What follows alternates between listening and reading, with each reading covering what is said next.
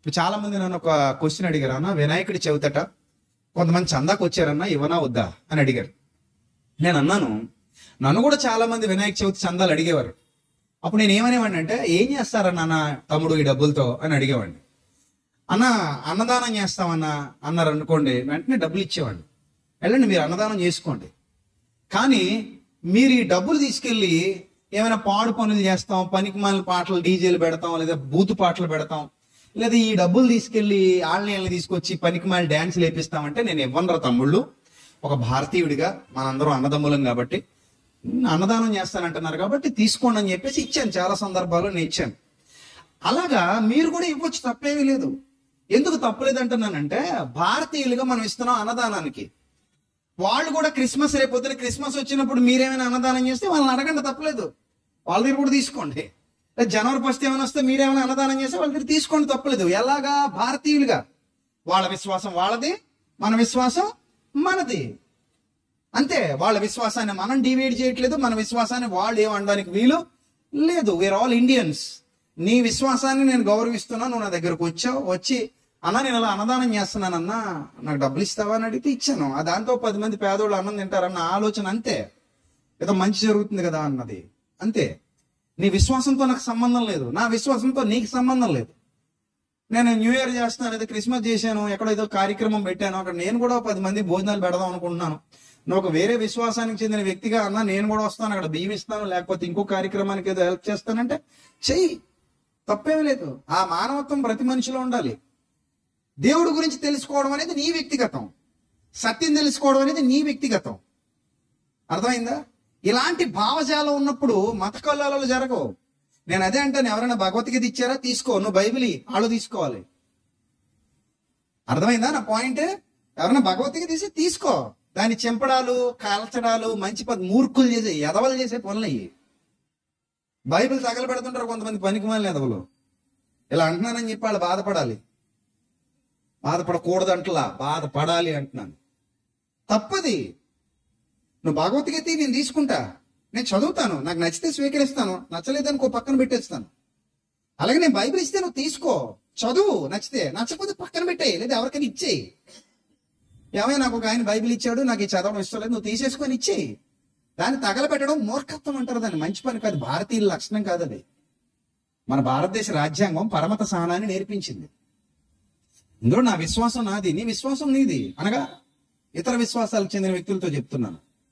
కాబట్టి నీ పని నీది, నా పని నాది. నేను నిన్ను గౌరవిస్తున్నా, నువ్వు నన్ను గౌరవించు. ఒకరి మీద ఒక ప్రేమ ఉంటుంది, భారతీయులుగా కలిసిమెలిసి ఉందాం, అంతవరకే.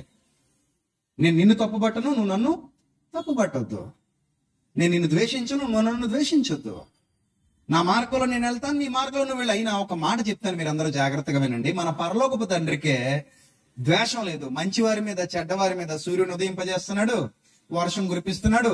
ఆయనే అందరినీ ప్రేమిస్తున్నప్పుడు మనకెందుకు ద్వేషం?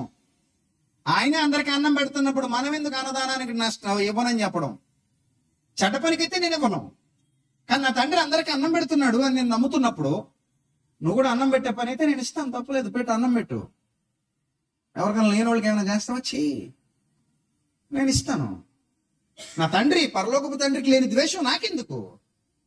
ఆయన ఎవరిని ద్వేషించట్లేదు. మంచోళ్ళ మీద వర్షం కురిపిస్తున్నాడు అంట, చెడ్డోళ్ళ మీద కురిపిస్తున్నాడు. మంచోళ్ళని సూర్యుని ఉదయింపజేస్తున్నాడు, చెడ్డోళ్ళ మీద కూడా సూర్యుని ఉదయింపజేస్తున్నాడు. నేను ఎందుకు ఇప్పుడు తొందరపడి తీర్పు తీర్చాలి? నేను ఎందుకు ఇప్పుడు ద్వేషించాలి? నేను ఎందుకు చివరిదాకా ఆకుండా ఇప్పుడు కంగారు పడిపోవాలి? నా ప్రేమతో నేను అందరినీ గెలుచుకోవాలంతే.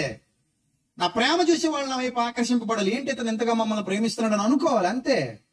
అలాంటి ప్రేమ మనం చూపించాలి తప్ప ద్వేషం చూపించకూడదు. ద్వేషం చూపిస్తే ఎవడు సత్యంలోనికి రాడు, ద్వేషం చూపిస్తే ఎవడు సత్యాన్ని అంగీకరించడు. మనం ద్వేషం చూపించడానికి లేవు ఇక్కడ, ప్రేమ చూపించడానికి ఉన్నాం. ఇక్కడ హిందూ అయినా, ముస్లిం అయినా, క్రిస్టియన్ అయినా, ఇంకొకరైనా, జైన మతం అయినా, బౌద్ధ మతం అయినా, ముందు నాకు భారతీయుడిగా కనబడతాడు. నా దేవుడికి లేని ద్వేషం నాకెందుకు? ఆయన కరుణామయుడు, దయామయుడు, ప్రేమామయుడు. ఆయన అందరినీ ప్రేమిస్తున్నాడు, నీతిమంతుల్ని ప్రేమిస్తున్నాడు, అనీతిమంతుల్ని ప్రేమిస్తున్నాడు. దుష్టులకు కూడా ఆయన దయ చూపిస్తున్నాడు, జాలి చూపిస్తున్నాడు, ఊపిరి అనుగ్రహిస్తున్నాడు, మేలు చేస్తున్నాడు. అలాంటప్పుడు నాకెందుకు ద్వేషం? నాకెందుకు పగ? నాకెందుకు మత విద్వేషం? అవేమి నాకు వద్దు. నేను నా ప్రభు ప్రేమల ముందు కొనసాగుతాను, అంతే. ఇలాంటి ఆలోచన విధానం క్రైస్తవులుగా మనందరికీ ఉండాలి. అర్థమైందా? మీ చుట్టుపక్కల చాలా మంది ఉంటారు ఇతర విశ్వాసాలకు చెందిన వాళ్ళు.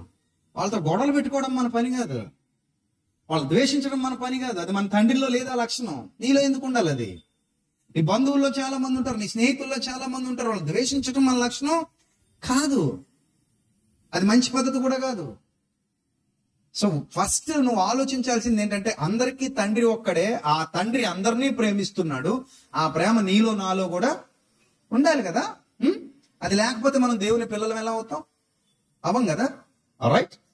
ఇప్పుడు చూడండి, మనం మాట్లాడుకుంటున్న విషయం, పిల్లలు స్కూల్కి వెళ్ళిన తర్వాత నేర్చుకోవాలి. పిల్లలు స్కూల్కి వెళ్ళి ఏం చేయాలి? నేర్చుకోవాలి. నేర్చుకుంటే వాళ్ళు బాగుపడతారు. ఒక మాట మీకు చెప్పనా, ఆటలు స్కూల్లోనూ ఆడుకోవచ్చు, ఇంట్లోనూ ఆడుకోవచ్చు. యాక్టివిటీస్ స్కూల్లోనూ చేయొచ్చు, ఇంటి దగ్గర కూడా చేయొచ్చు. కానీ చదువు స్కూల్లో మాత్రమే నేర్చుకోవాలి. ఎందుకంటే అమ్మా నాన్నలకి, టీచర్లకు తెలిసినంత జ్ఞానం తెలియదు. అందుకే నిన్ను ఎక్కడికి పంపిస్తున్నారు? స్కూల్కి పంపిస్తున్నారు. స్కూల్లో టీచర్లకు తెలిసినంత జ్ఞానం అమ్మా నాన్నలకు తెలియదు కాబట్టి స్కూల్లో చెబుతున్న ప్రతి విషయాన్ని నువ్వు చక్కగా నేర్చుకుని ఇంటికి రావాలి. అలాగే దేవుని సన్నిధికి వచ్చింది కూడా ఎందుకు? దేవుని జ్ఞానాన్ని నేర్చుకుని ఇక్కడి నుంచి వెళ్ళిపోవాలి. నువ్వు ఇక్కడికి ఎందుకు వచ్చావు? నువ్వు దేవుని జ్ఞానాన్ని నేర్చుకోవడానికి వచ్చావు. నువ్వు దేవుని జ్ఞానం నేర్చుకుని ఇక్కడి నుంచి వెళ్ళాలి. దేవుని జ్ఞానం నీ సొంతం చేసుకుని ఇక్కడి నుంచి వెళ్ళాలి. నీ హృదయంలో నాటుకుని ఇక్కడి నుంచి వెళ్ళాలి. అప్పుడు నువ్వు బయటికి వెళ్ళి ఒక ప్రత్యేకమైన వ్యక్తిగా కనబడతావు అందరికీ. నేను చూడగానే ప్రజలందరూ అనుకుంటారు, హీస్ వెరీ డిఫరెంట్ అనుకుంటారు, షీస్ టూ డిఫరెంట్ అనుకుంటారు. అలా అనుకోవాలి. ఏంటి ఈ ప్రత్యేకత, ఏంటి ఈమెలో, ఈ ప్రత్యేకత ఏంటి ఇతనిలో అనుకోవాలి. అది క్రైస్తవ జీవితం అంటే. ప్రత్యేకంగా కనబడాలి నువ్వు. మీరు లోకమందు ఎవరట? జ్యోతులు. లైట్ ఎవరికి కీడు చేయదు, లైట్ అందరికీ దారి చూపిస్తుంది. అర్థమైందా? లైట్ ఎవరికైనా కీడు చేస్తుందా? చేయదు, దారి చూపించేది light. You are the light. Yes, దేవుడు అదే అంటున్నాడు, నువ్వు జ్యోతివి, నువ్వు లోకంలో ఒక జ్యోతివి, నువ్వు ఒక ప్రత్యేకమైన వ్యక్తివి, ప్రత్యేకమైన మనిషివి, ప్రత్యేకమైన ఆత్మవి. ఇప్పుడు నీలో జరగాలి ఆరాధన. ఎలా జరగాలి ఇప్పుడు చెప్పండి? ఎక్కడ జరగాలి? హృదయంలో. ఎలా జరగాలి? ఆత్మతో, సత్యంతో. ఆత్మనగా పరిశుద్ధాత్మ.